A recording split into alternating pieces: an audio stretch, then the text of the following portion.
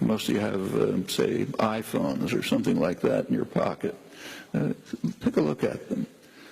For example, they have in them a GPS. Where did the GPS come from? It was created by the U.S. Navy, the Navistar program.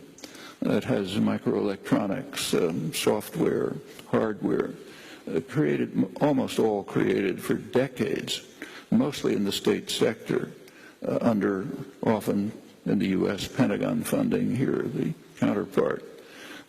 Taxpayers pay for this because they think they're protecting their security. That's what they're told. But in fact, the government doesn't care about your security. What it cares is about its own power and security for corporate power. And the way the system works is the taxpayer takes the risks, carries out the investment for decades, literally decades. Finally, something may come out which is profitable, and then the profit goes to the private sector.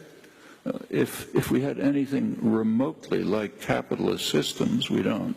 They would adhere to the capitalist principle that if an investor takes risks and invests and waits and takes risky steps, and if something comes out of it, the profit goes back to the investor.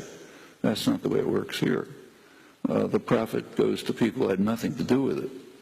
The risks are taken by you, often through the Pentagon and comparable systems, and if anything comes out, the profits go to Microsoft and Apple. Now, they didn't create it. They take it. It's given to them.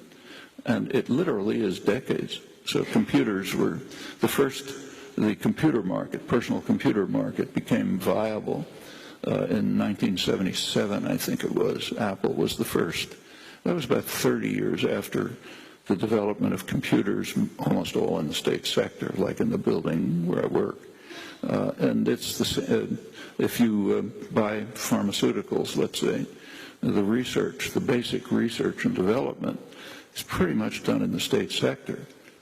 Places like probably the biology lab right here probably gets government funding, grants.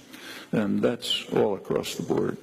When you look back at these, I mentioned the Trans-Pacific Partnership. One part of that was leaked by WikiLeaks. It's secret except for the corporate lawyers and lobbyists. But one part was leaked. It was the part on intellectual property.